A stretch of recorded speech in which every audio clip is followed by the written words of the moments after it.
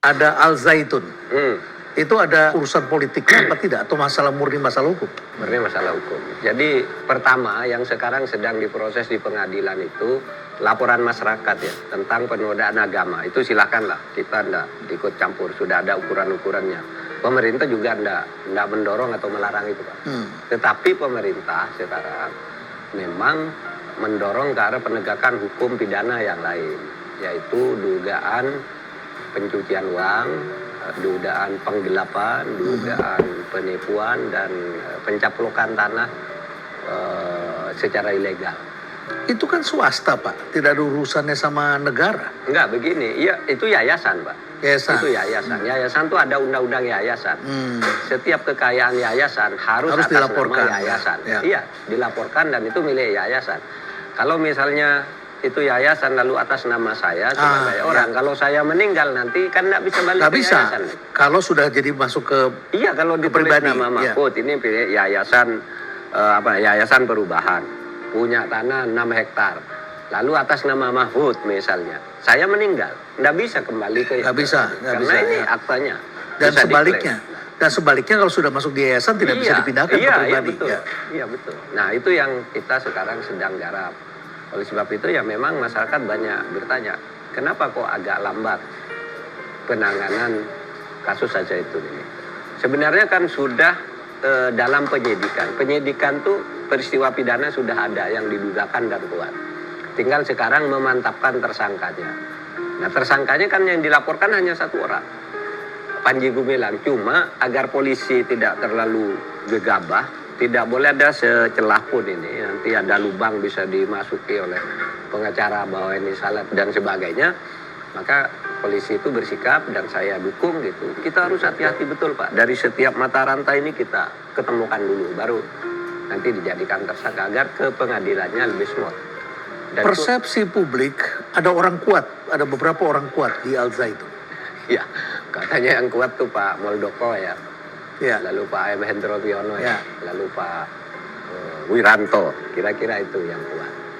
Dan persepsi itu dapat difahami muncul karena para pejabat negara ke sana. Pak Habibie dulu konon dan ada buktinya bahwa Pak Habibie pernah memberi bantuan itu lebih dari 1 triliun. Oh, Pak Habibie Iya. pernah. Lebih dari 1 triliun. Nah, lalu wah ini kok muncul terus setiap mau pemilu selalu muncul kan. Nah, saya lalu tanya siapa sih enggak kok gini muncul terus. Boleh saya tawarin minumnya dulu? Kamu punya apa? Kopi atau teh, Bapak? Punya apa? Kopi dan teh ya? Iya. Saya minta teh. Oke, teh. Kalau Bapak kopi itu? Saya kopi hitam. Kopi. Wah, hebat. Baju hitam. Panas ya. Ya, makasih. Ya. Ya itu, Pak. Jadi Setiap Al-Zaitun pemilu muncul di Al Zaitun itu. iya, dan pejabat-pejabat pada ke sana. Termasuk itu tadi, jenderal-jenderal itu tadi. Nah, saya sudah bicara dengan mereka semua nih, bertiga. Ya, saya katakan, Pak Hendro, ya ceritanya memang sama dengan yang ada di masyarakat. Bahwa itu, Pak, itu tuh dulunya adalah komandemen wilayah 9 dari Negara Islam Indonesia. NI itu confirm ya? Confirm. Hasil data intelijen semua mengatakan Iya, demikian. hasil data intelijen BPPT tadi baru ke saya itu memang bahkan pelaku-pelakunya itu kan ada organisasi bayangannya, ada presidennya atau Syekh itu Panji Gumilang. Lalu ada gubernur-gubernurnya itu sudah datang. Saya dulu jadi gubernur, saya dulu jadi bupati, saya dulu jadi camat, sudah ke BPPT. Dan beberapa tokohnya sudah pernah ditangkap kan? Ya, sudah, Panji Gumilang sendiri pernah kan masuk penjara juga. Tapi itu kasus dugaan pemalsuan tanah itu tadi, Pak. Tanah yang dia kuasai itu ternyata dibuktikan oleh pengadilan tuh melalui pemalsuan dokumen. Tetapi sayangnya pengadilan waktu itu tidak menyatakan sertifikat itu harus dibalik, sehingga terus dipertahankan aja. Nah, sekarang kita yang akan membuktikan di pengadilan gitu. Nah, termasuk itu.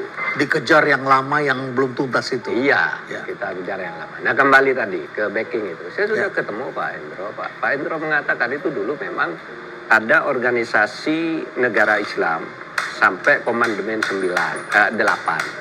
Nah, si Panji Gumilang itu dibentuk yang ke-9. Komandan 9 yang membentuk itu memang operasi intelijen. Jadi Mang Perintah buat ya, Batin ya, membuat ini maksudnya apa? Untuk melawan NII yang asli. Nah, disitulah Gumilang itu berperan. Jadi kita bisa mengatakan dia adalah orang intel yang ditaruh di sana atau penggalangan. Penggalangan, Pak. Penggalangan. Iya, penggalangan. Karena dia aslinya kan NII dulunya. KW9 itu pemerintah terus dibina-bina terus, akhirnya dia merasa kuat kan. Merasa kuat balik, lalu Al Zaitun itu diubah wajahnya semua dia menjadi pesantren yang sangat modern, bagus.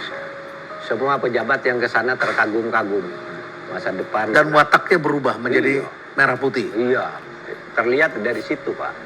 Nah, tetapi ya tetap aja setoran-setoran uang itu melalui sumber-sumber yang tidak jelas dan atas nama pribadi yang banyak. Tidak ada larangan hukum untuk Pak Renal punya rekening 20, 30, 40 asal mau. Dia punya 256. Tapi tetap menimbulkan kecurigaan dari sudut ilmu pencucian uang. Kalau begini ini patut dicurigai. Ada undang-undang yang mengatur. Kalau gini selidiki. Dianalisis. Nah, analisis betul Pak, ada keanehan-keanehan yang kita lalu laporkan ke polisi. Tolong nih didalami. Kalau tidak pencucian uang, ini bisa penipuan, ya, bisa penyalahgunaan dana publik dan sebagainya dan sebagainya. Nah, kita teruskan ke polisi. Lalu tanah, kita minta siapa saja nama keluarga Panji Gumilang ini, tolong cari tanah milik Al Zaitun. Ada ndak yang bernama ini? Panji Gumilang, lalu istrinya Khairunisa, Alwidan dan seterusnya.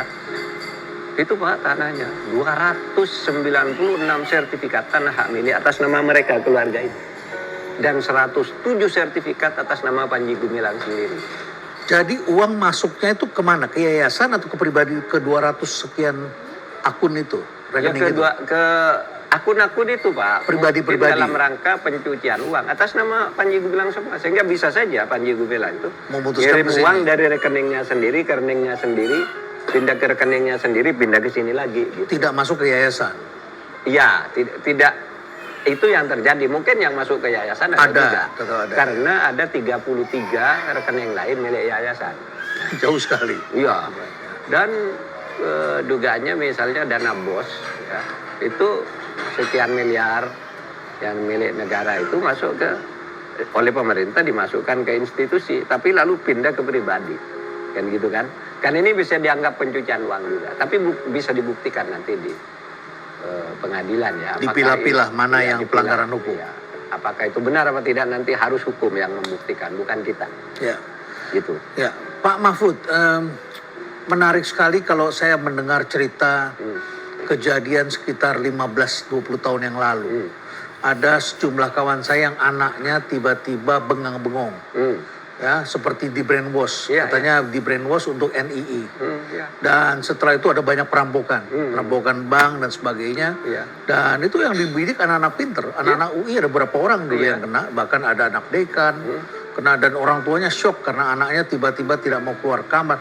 Kalau sekarang kan karena main game, tidak mau Iya, keluar kamar ya. iya. Tapi pada waktu itu brainwash dan anak itu tiba-tiba beranggapan dia harus cari uang. Iya, Bahkan betul. kalau perlu dihalalkan mencuri dari rumah. Mencuri dari orang tuanya, dan itu juga banyak kan mahasiswa ITB yang kena sampai orang tuanya seperti mau gila juga karena mikirkan anaknya sudah tidak karuan begitu. Itu banyak di brainwash itu.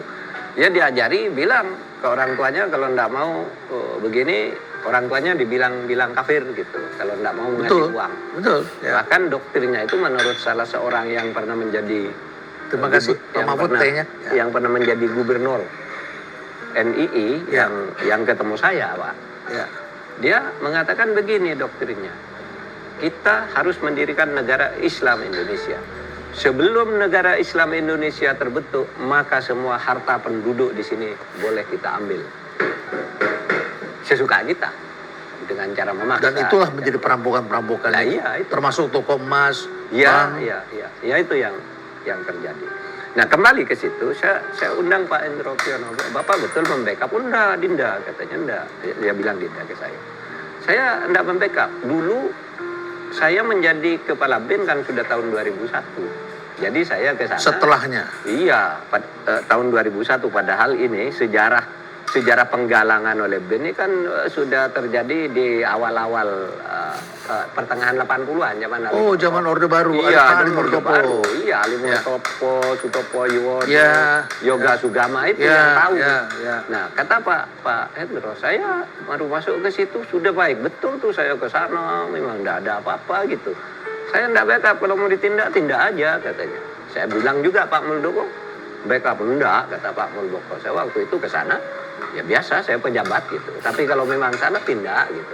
Saya bilang Pak Wiranto juga, Pak Wiranto ini katanya di backup jenderal-jenderal. Kalau betul ada jenderal yang membackup, saya agak ragu nih menindak. Saya milih enggak, Pak Mahfud katanya. Saya tidak tahu ada ideologi apa di belakangnya, ada gerakan apa, saya tidak tahu. Ya kita tindak akhirnya. Apakah sekarang masih ada NII seperti yang lalu di sana? Di sana Ya. masih kita selidiki, Pak.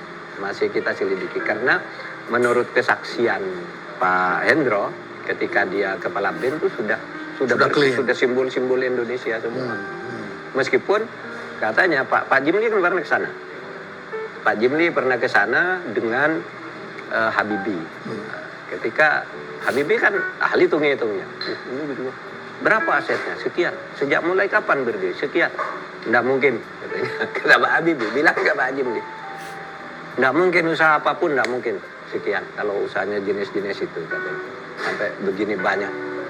Taruhlah triliunan dengan ribuan hektar tanah. Nah di situ maka penjelasannya kemungkinan kalau tidak mungkin ini kenapa bisa terjadi. Nah disitulah hukum lalu mencari. Dari mana Gitu. uangnya dan Iya. bagaimana Iya, semuanya bagaimana terjadi. dan Governance bagaimana setting. caranya. Ya. Kemudian Panji Gumilang akan menuntut Pak Mahfud 5 triliun. Iya. Kemudian Tapi Pak Mahfud boleh dicabut. Saya bilang ya tuntut aja nanti saya malah yang dapat 5 triliun. Cabut tadi. Iya toh Pak.